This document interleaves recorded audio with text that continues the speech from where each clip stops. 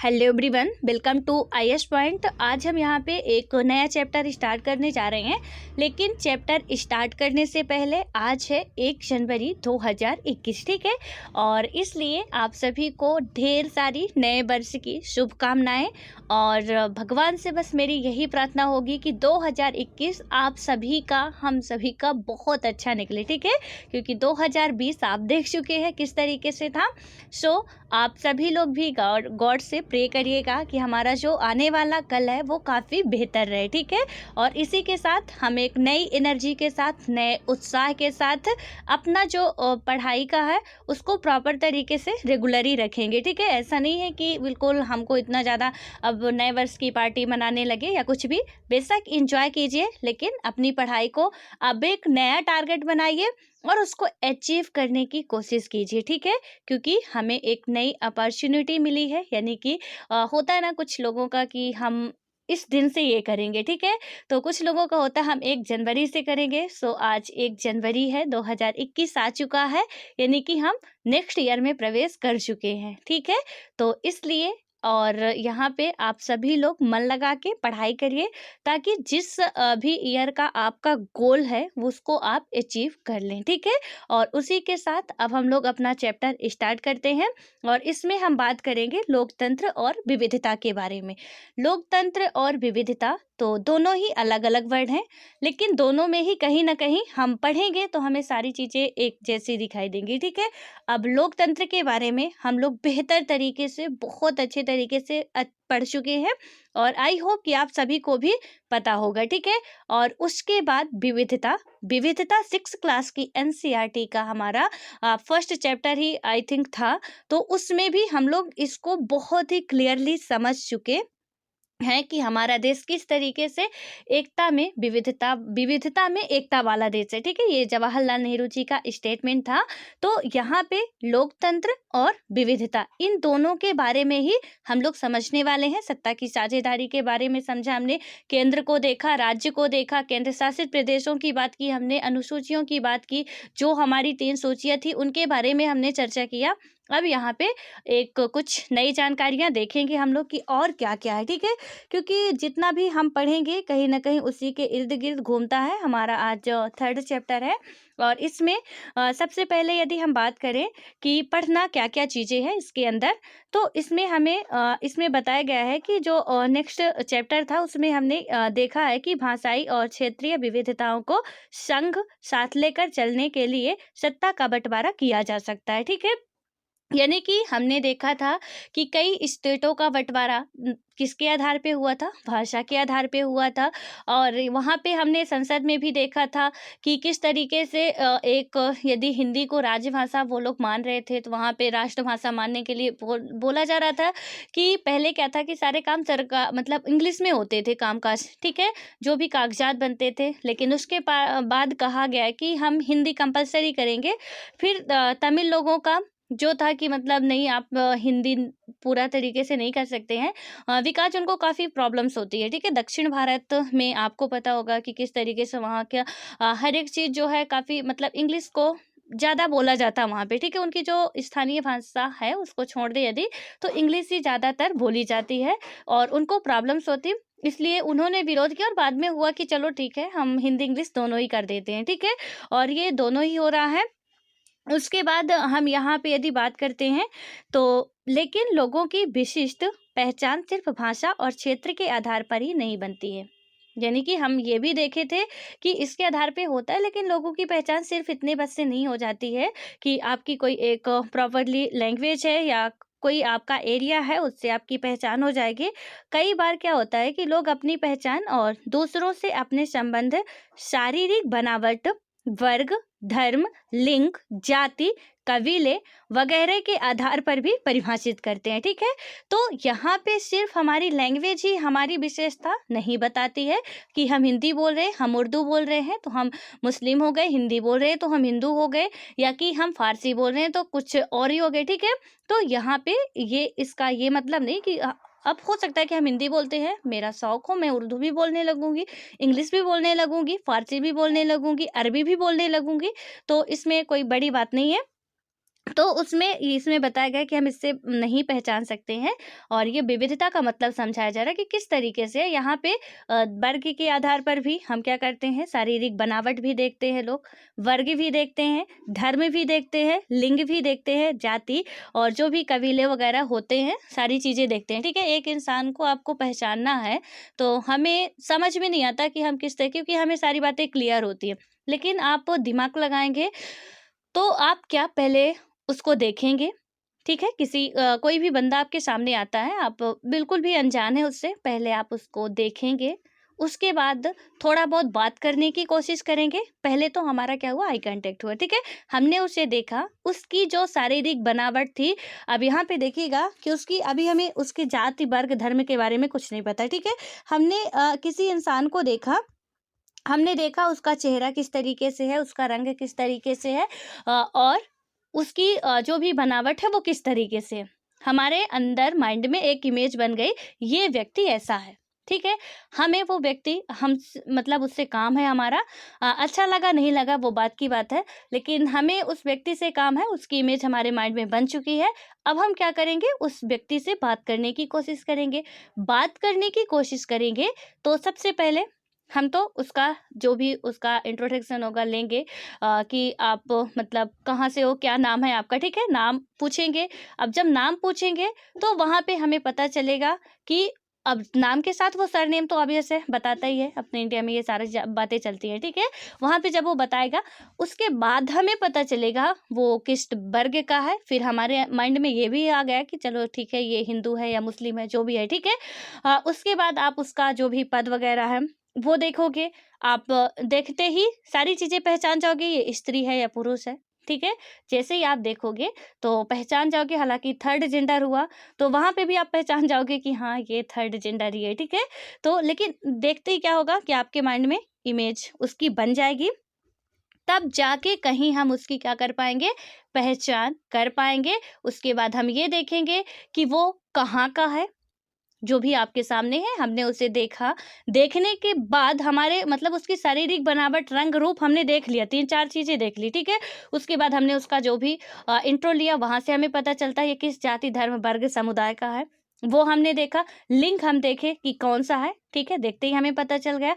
उसके बाद हम क्या करेंगे कि जब उससे पूछेगी आप कहाँ से हो, हमें उसका एक विशेष एरिया भी पता चलेगा। जब वो हमसे बात करेगा तो उसकी लैंग्वेज भी हमें पता चलेगी कि एग्जैक्टली इसकी पूरा जो हिस्ट्री है उसकी, तो हालांकि हिस्ट्री नहीं कह सकते, लेकिन थोड़ी उसके बारे में हमें जानकारी होगी, तब जाके किसी एक व्यक्ति की पहचान बनती है।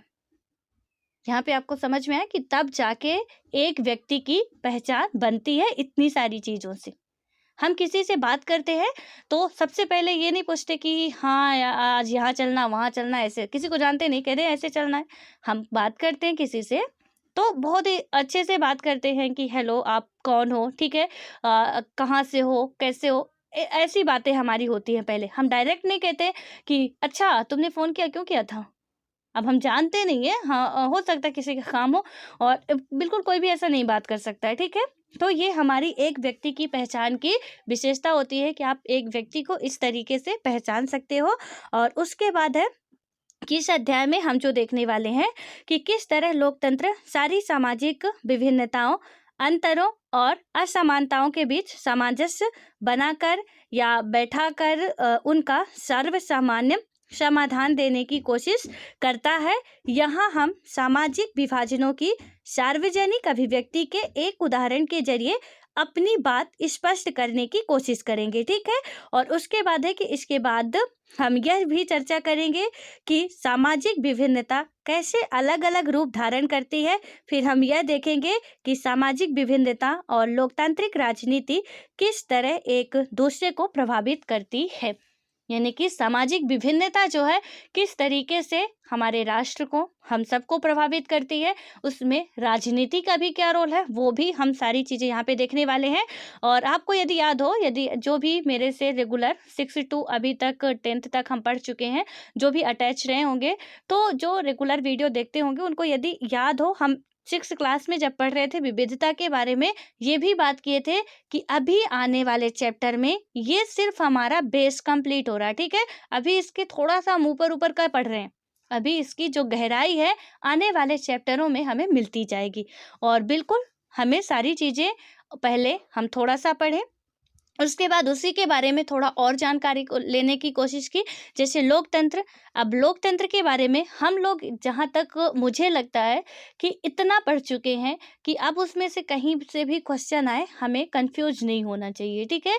कि डेमोक्रेसी के बारे में जो लोकतांत्रिक राजनीति है, लोकतांत्रिक व्यवस्था है, लोकतांत्रिक कंट्री है, किस आधार पे कैसे, वो सारी चीज़ें, लोकतंत्र की विशेषता क्या है, हम पढ़ भी चुके हैं और लिख भी चुके हैं, ठीक है। मैं तो अपनी तरफ से पूरी जिम्मेदारी निभा रही हूँ और अब मुझे पता नहीं कि आप लोग पूरे बेहतर तरीके से एक कंसंट्रेट माइंड से देख रहे हैं या नहीं देख रहे हैं। यदि देख रहे होंगे तो बिल्कुल उसका रिजल्ट भी आपको पॉजिटिव ही मिलेगा, ठीक है। और उसके बाद अब हम बात करें तो यहाँ पे अपना चैप्टर स्टार्ट करें। इसमें है मैक्सिको ओलंपिक की कहानी।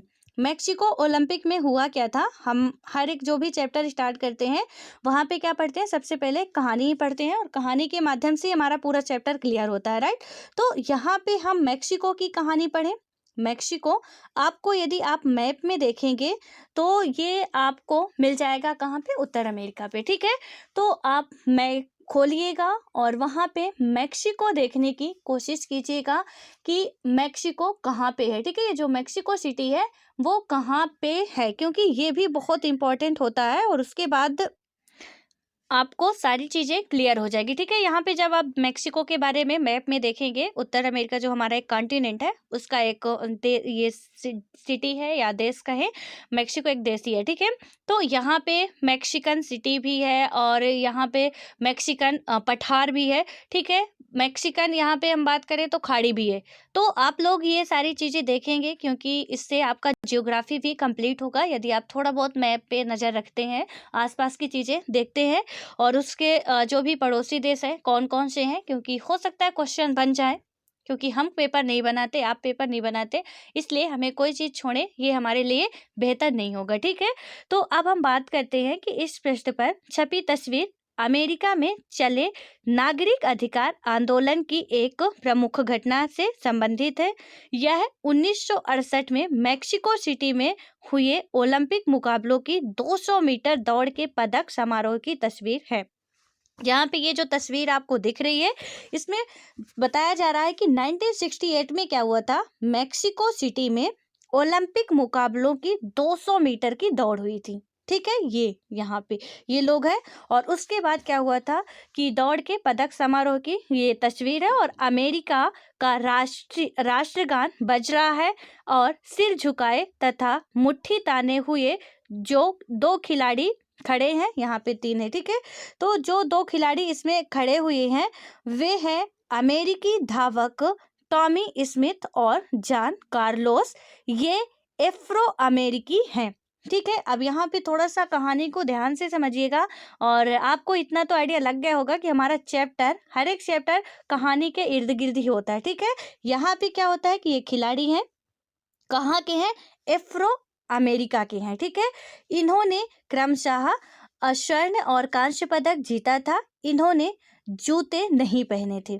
ये जो खिलाड़ी थे दोनों ही स्वर्ण और कांस्य पदक जीते हैं, जूते नहीं पहने हुए थे। जैसे कि शूज की बात करें वो नहीं पहने हुए थे, सिर्फ मोजे चढ़ाए पुरस्कार लेकर दोनों ने यह जताने की कोशिश की कि अमेरिकी अश्वेत लोग गरीब हैं, ठीक है। यानी कि उन्होंने क्या जताने की कोशिश की कि जो अमेरिका के अश्वेत लोग हैं वो क्या हैं, गरीब हैं। स्मिथ ने अपने गले में एक काला मफलर जैसा परिधान भी पहना था जो अश्वेत लोगों के आत्मगौरव का प्रतीक है।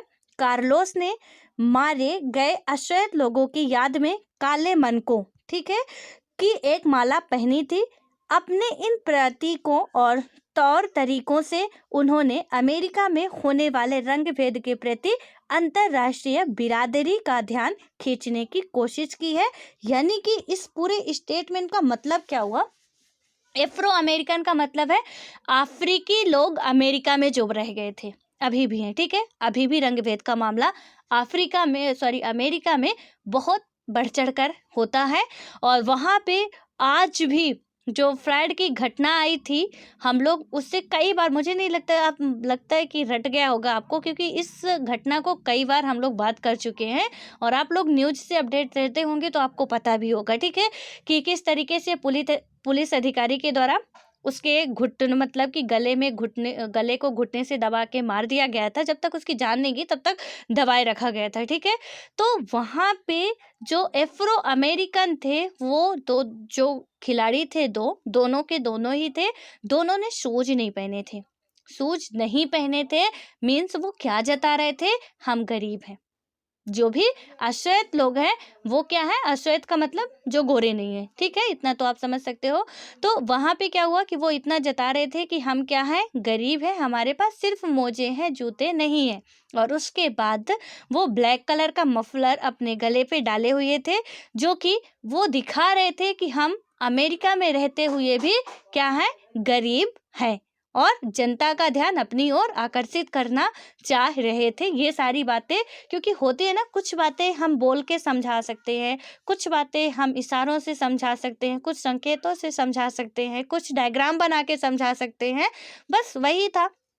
क्योंकि देखने वाले को डायरेक्टली समझ में आ जाएगा कि जो वहीं एक अमेरिका का जो मूल निवासी है, जो गोरा है, श्वेत है, वो अच्छा खासा ठाट वाट से है, बिल्कुल सिर से पांव तक सजा हुआ है, लेकिन वहीं पे जो ये है अश्वेत लोग हैं, उनकी ये कंडीशन है। तो क्यों है, ठीक है, सवाल तो उठेंगे लोगों के मन में, सवाल उठेंगे तो उसका जवाब भी दिया जाएगा कि क्यों है ये। और उसके बाद क्या होता है, काले दस्ताने और बंधी हुई मुट्ठियां अश्वेत शक्ति की जो प्रतीक था, ठीक है, जो काला दस्ताना था या ग्लव्स था और उनकी बंधी हुई मुट्ठियां जो थी क्या थी, अश्वेत शक्ति का प्रतीक थी। क्योंकि जब वहां पे राष्ट्रगान हो रहा था तो वो क्या कर रहे थे कि हम लोग एकदम से अटेंशन होके खड़े हो जाते हैं, ठीक है, हाथ पैर सब कुछ एकदम से हिले ना, और वहां पे वो मुट्ठी ऊपर करके, मुट्ठी बंद करके फिर एक हाथ ऊपर किए हुए हैं, आपको दिख रहा होगा यहाँ पे। तो इसका ये साबित करना चाह रहे थे ये जो दोनों है, ये दोनों, ठीक है। तो ये यहाँ पे बताना चाह रहे थे कि हम गरीब हैं, हम पे ध्यान नहीं दिया जा रहा है। रजत पदक जीतने वाले ऑस्ट्रेलियाई धावक पीटर नॉर्मन ने पुरस्कार समारोह में अपनी जर्सी पर मानवाधिकार का बिल्ला लगाकर इन दोनों अमेरिकी खिलाड़ियों के प्रति अपना समर्थन जताया, ठीक है। तो वहाँ का ऑस्ट्रेलियाई खिलाड़ी भी एक था, उसने क्या किया, पीटरसन नॉर्मन ने नाम का जो था, तो उसने क्या किया कि अपनी जर्सी मतलब बात करें जो भी वो स्वेटर वगैरह टी शर्ट वगैरह जो भी पहने था, उसमें क्या करता है कि वहाँ पे गांव वगैरह में ये जर्सी स्वेटर को बोला जाता है शायद, जहाँ तक मुझे ऐसा मैंने भी सुना है। तो जो स्वेटर होते हैं भी ठंड में हम पहनते हैं, शायद उसे ही बोला जाता था, ठीक है, या टी शर्ट को भी हो सकता है कि जो भी ये लोग पहनते हैं अपना, तो उसको बोला जाता है, यानी ये जो ऊपर पहने हुए है, ठीक है, ये जर्सी को इसे बोलते हैं।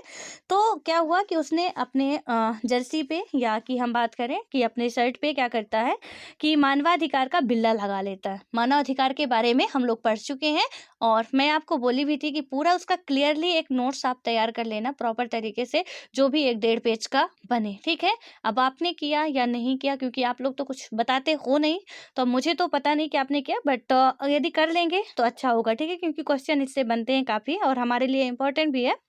उसके बाद क्या होता है कि अमेरिकी खिलाड़ियों के प्रति समर्थन जताया, क्या कार्लोस और स्मिथ द्वारा अमेरिकी समाज के आंतरिक मामलों को अंतर्राष्ट्रीय मंच पर उठाना उचित था। यानी कि जो इन दोनों व्यक्तियों ने किया अंतर्राष्ट्रीय मंच पर, ऐसे ही नहीं कि कोई एक कंट्री थी, वहां पे कई सारे देश के लोग थे और वहां पे उन्होंने अमेरिका की इस तरीके से मतलब कुछ ना कहते हुए भी बहुत कुछ कह गए। ये बात आप ऐसे कह सकते हो कि वो कहे तो मुंह से कुछ नहीं, लेकिन बहुत कुछ कह गए देखने वालों को।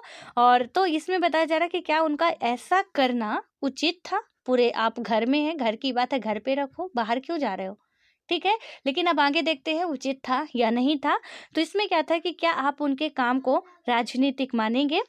पीटर नॉर्मन जो ना तो अमेरिकी थे ना आश्रित, क्यों इस विरोध में शामिल हो गए।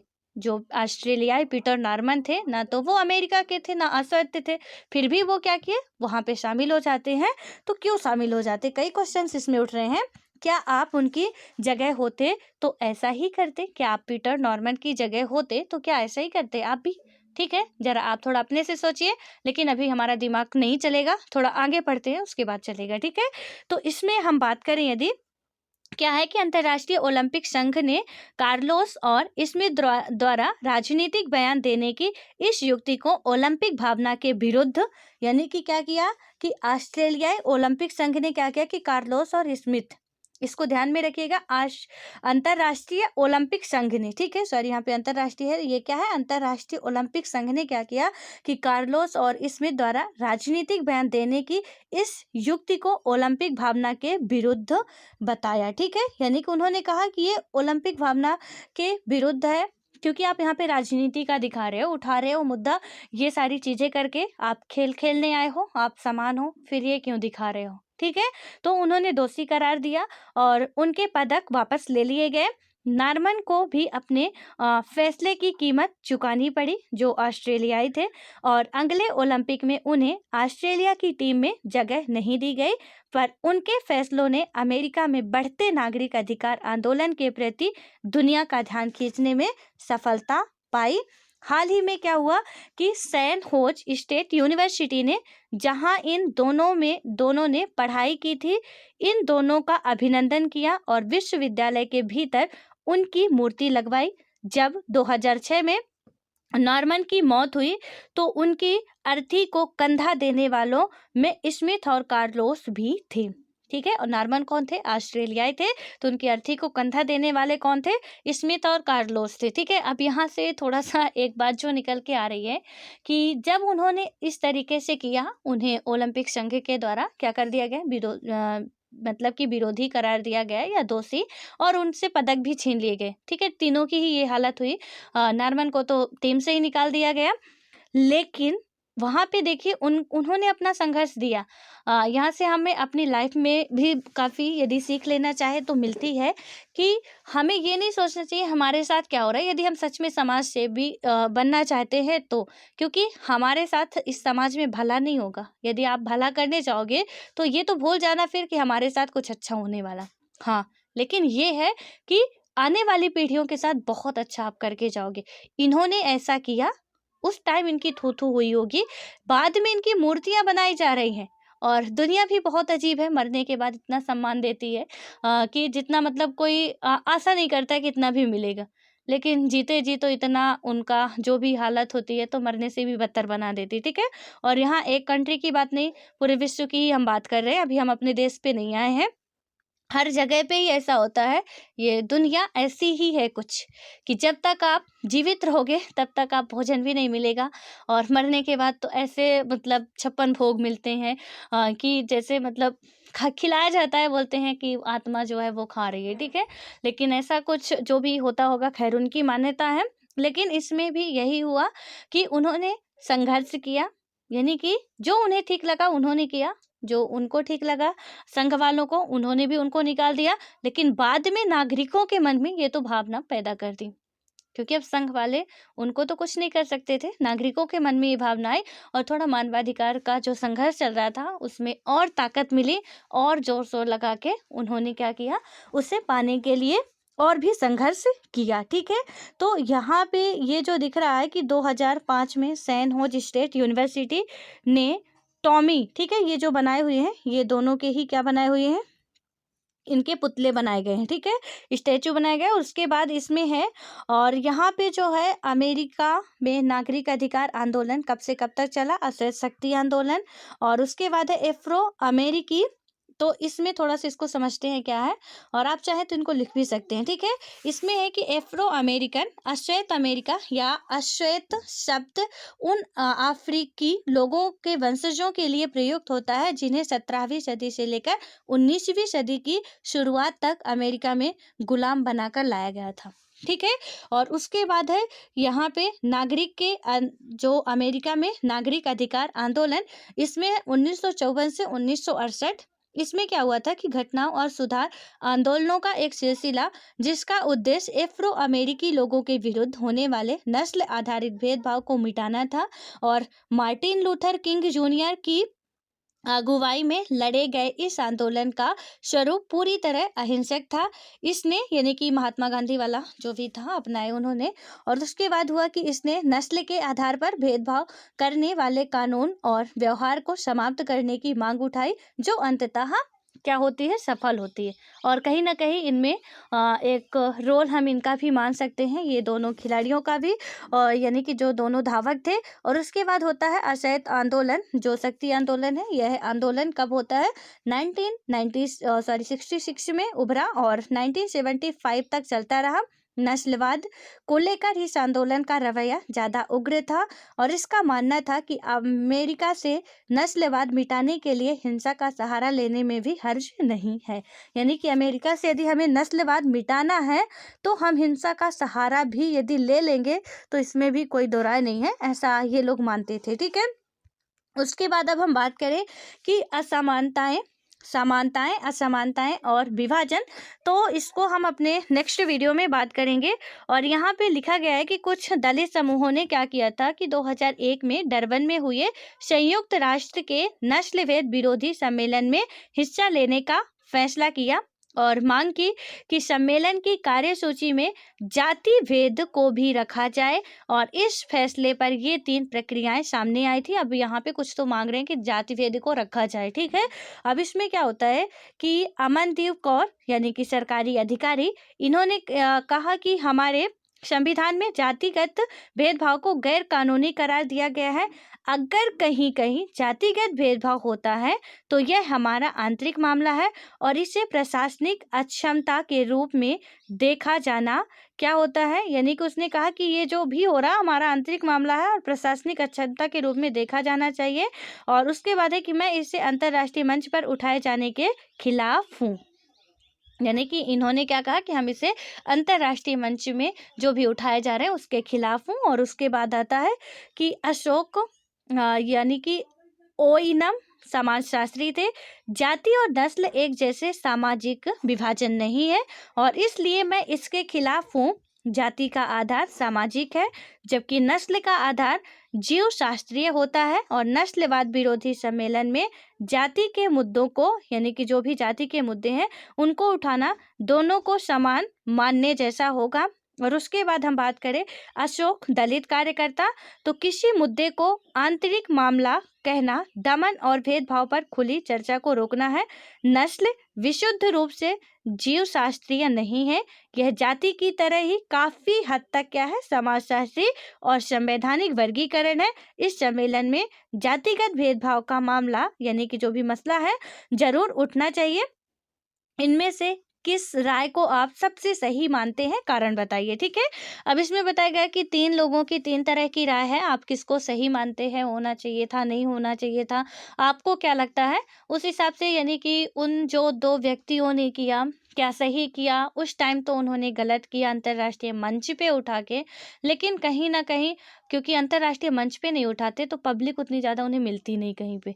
ठीक है, तो उन्हें वो सही लगा कि जहाँ पे है तो अच्छा है कि कोई कैंपेन चलाएं, कोई कुछ भी करे, इससे अच्छा हम यहीं कर देते हैं जो भी करना है। यहाँ खूब जनसंख्या भी है, अभी हमारी पब्लिसिटी भी बनी हुई है, हम मतलब अभी पहले और दूसरे रैंक पे हैं तो लोग ज़्यादा ही हमें पसंद करेंगे और हम मौके पे चौका मार ही लेते हैं। ठीक है, और उन्होंने वही किया और अच्छा भी किया, कहीं ना कहीं एक हिसाब से बुरा किया, उन्हें परिणाम मिला जितना बुरा था, जितना अच्छा किया तो मरने के बाद उन्हें अच्छा ही मिली। ठीक है, जिंदा तो नहीं मिली जीते जी, लेकिन मरने के बाद उन्हें फिर सारी चीज़ें मिलती हैं। उसके बाद आता है यहाँ पे एक क्वेश्चन लिखा गया है कि मैं पाकिस्तानी लड़कियों की एक टोली से मिली और मुझे लगा कि अपने ही देश के दूसरे हिस्सों की लड़कियों की तुलना में वे मुझसे ज़्यादा समानता रखती हैं। क्या इसे राष्ट्र विरोधी मेल कहा जाएगा? यानी कि कोई लड़की है, जैसे आप ही किसी से मिलो तो आपको ही मन में लगे, वो क्या कहते हैं ना, दूर के ढोल सुहावने होते हैं। तो वहाँ पे जब भी कोई मिलता है तो हमें ऐसा लगता है, आप सोच रहे होंगे कि वाह मैडम की लाइफ बहुत अच्छी होगी, कितने अच्छे तरीके से मैडम का माइंड बहुत स्ट्रांग होगा, बहुत जल्दी सारी चीज़ें गेन कर लेती होंगी। और लेकिन ऐसा कुछ होता नहीं है। जैसे आप हो वैसे मैडम भी है, एक नॉर्मल इंसान है, ठीक है। यहाँ पे कुछ नहीं होता, सिंपल सा है कि मेहनत करो, जितनी मेहनत करोगे उसका आउटपुट आपको मिलेगा। और आप भी यदि करते हो, आपके पास भी वही सारी चीज़ें हैं जो अदर इंसानों के पास है। बस होता है कि हम करना नहीं चाहते, एक इमेजिनेशन बना लेते हैं, नहीं नहीं हमारे पास तो वो सारी एबिलिटी है ही नहीं जो सामने वाले व्यक्ति के पास है। कभी हम पैसे का बहाना बना लिए, कभी हम ये कह दिए हमसे याद ही नहीं होता, कभी हमारा मन ही नहीं लगता। अरे हमारा मन है, जाएगा कहाँ? लगाना चाहेंगे तो लगेगा, और यदि हम नहीं लगाना चाहेंगे तो फिर वो तो नहीं चाहेगा कि हम लगें, ठीक है। तो बस बहाने फिर हम बनाते हैं, कई सारे बहाने ढूंढ लेते हैं, तो वो अलग बात है। और यहाँ पे भी बताया गया है कि मुझे ऐसा लगता है कि समानता हम में नहीं है जितनी उनमें है। तो ऐसा हो, मतलब लगता है, सबको लगता है, एक कॉमन ये सेंस की बात है, हम सभी को ऐसा लगता है, ठीक है। आप स्कूल में जाएं, कहीं भी जाएं, हाँ कुछ भी थोड़ा सा अच्छा देखते हैं तो आपके मन में आता है यार मेरे पास ऐसा नहीं है, ठीक है, थोड़ा अच्छा होता तो अच्छा होता। अब दूसरा आपको देख रहा है, बोलते यार उसके पास तो काफी अच्छा था, मेरे पास भी थोड़ा इस तरीके से होता तो अच्छा होता। यानी उसको आप अच्छे लग रहे हो, आपको वो अच्छा लग रहा है, खुद को ना तो आप अच्छे लग रहे हो और खुद को तो ना तो वो अच्छा लग रहा है, ठीक है। तो इसलिए ये एक आप कह सकते हो कि यहाँ पे एक कॉमन सा रीजन है, ये सबके साथ होता है, कोई बड़ी बात नहीं होती है। तो इसके बारे में हम लोग पढ़ेंगे, खैर अभी समझेंगे समानता समानता के बारे में, कि किस तरीके से इनका विभाजन है, क्या कैसे है, तो फिर समझेंगे। क्योंकि ना तो पाकिस्तान अच्छा है ना भारत अच्छा है, और खैर हमारा देश है। हमें ये नहीं कहना चाहिए कि अच्छा नहीं है, काफ़ी अच्छा है। यहाँ पे हमें अपने देश पे बहुत ज़्यादा प्राउड फील करना चाहिए कि हम इंडिया जैसे देश में रह रहे हैं, और सच में प्राउड फील करने वाली बात है यहाँ पे। और आप जब पूरी तरीके से पढ़ेंगे, जब पढ़ना ही है तो फिर ऐसे ही पढ़ें हम कि सारी चीज़ें हमें पता हो। अधजल गगरी वाला काम ना करें कि थोड़ा थोड़ा हम पढ़ रहे हैं, थोथा चना बाजे घना, थोड़ा सा है हमारे पास और लग गए कहीं सभा में बैठ के डिस्कस डिबेट करने। अब क्या, हमें तो पता था लोकतंत्र के बारे में कि लोकतंत्र जनता का जनता के लिए, उसके आगे तो हमें पता ही नहीं था क्या होता है, ठीक है, किस तरीके से कैसे जनता का जनता के लिए जनता के द्वारा होता है। अब हम इतना पता था, बड़े मने महान बन के बैठ गए डिस्कस करने। उधर पता चली कि हमारी इज्जत की ज्योति ऐसी धज्जियां उड़ती है कि समेटने में भी नहीं आती है। इसलिए जब भी होता है ना कि एक क्या है, मतलब जो पेड़ में फल होता है, फलदार पेड़ हमेशा झुका हुआ होता है।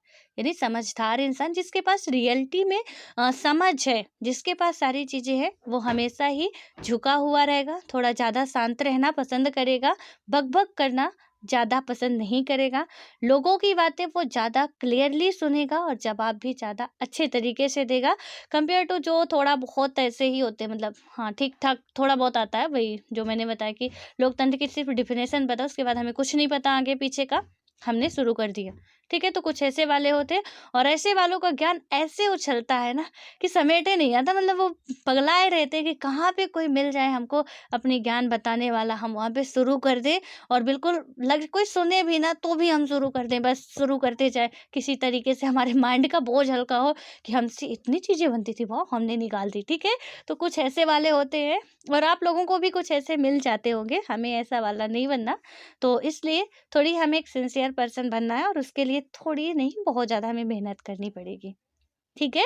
सो ऑल द बेस्ट, आप सभी लोग आज से ही टारगेट बनाइए, और आई होप कि आज का आप लोग वेट नहीं कर रहे थे, आपका टारगेट पहले ही बन चुका होगा, जिनका नहीं भी बना है, क्योंकि ये सब एक मिथ है, हम संडे से करेंगे, हम मंडे से करेंगे, क्योंकि ना तो संडे आता कभी, ना मंडे आता कभी, ना ट्यूसडे आता कभी, उनका काम है वो आएगा जाएगा। हम में से बहुत सारे लोगों की आदत होती है, हम क्या करते हैं, थोड़ा सा आपको मोटिवेट कर दूं मैं। हम लोग करते क्या है कि कहते हैं कल करेंगे, मंडे को करेंगे, कोई भी काम हम ज़्यादा स्टार्ट करते हैं मंडे को, राइट। लेकिन हमारा मंडे ज़रा आप अपने दिमाग से सोच के देखिएगा, मंडे किस दिन आता है आपका, मंडे कभी आता ही नहीं है।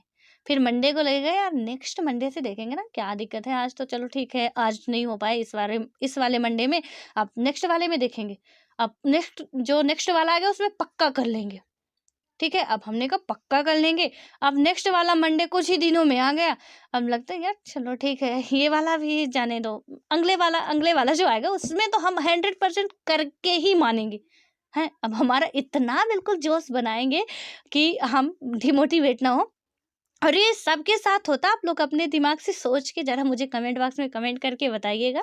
ये थोड़ा-सा इसको सीरियसली लीजिएगा, ठीक है? कि ये मंडे कभी नहीं आता किसी का। जो शुभ मुहूर्त की बात करते हैं कि हम 1 तारीख से शुरू करेंगे या हम मंडे से शुरू करेंगे या जो हनुमान जी के भक्त हैं हम मंगलवार से कोई भी काम शुरू करेंगे। कल करना है सो आज करो, और आज नहीं किए हो तो फिर ये समझ लो कि कल आने वाला नहीं। हम अपना टाइम टेबल बनाते हैं स्टडी का, लगता है चलो ठीक है आज हम फॉलो नहीं कर पाए हैं, और ये सबके साथ होता है, ठीक है। हम क्या कहते हैं, अरे यार ठीक है आज नहीं हो पाया, हमने टारगेट बनाया कि सुबह 5 बजे उठना है, ठीक है। 5 बजे उठने के बाद हमें क्या करना है, फ्रेश होना है, फटाफट जो भी है पढ़ाई करनी शुरू कर देनी है, और 8 बजे तक हमको बिल्कुल भी नहीं उठना है, पढ़ते ही रहना है। हमने ये टारगेट बनाया, ठीक है। अब पता चलता है कि नेक्स्ट डे जब आता है, हम 8 बजे सो के उठ रहे हैं। अब जब घड़ी देखा हमने, दिमाग तो खराब हुआ कि चलो 8 बज गए, अभी 5 बजे उठना था, ठीक है।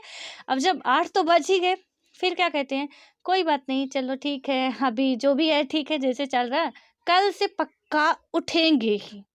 अब हमने बना लिया कल से तो पक्का कंप्लीट करेंगे, आज का टारगेट हमारा कुछ पूरा नहीं हुआ, आज इतना टारगेट है, कल और बनाएंगे और जल्दी उठेंगे।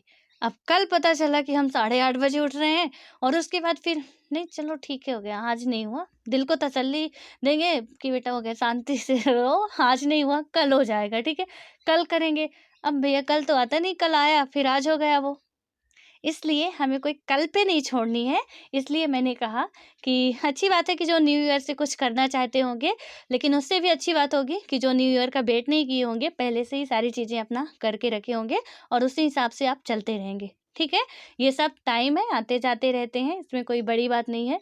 ना तो कोई ये है कि ये अभी आया है, जाएगा, साल भर बाद दूसरा आएगा, तीसरा आएगा, चौथा आएगा।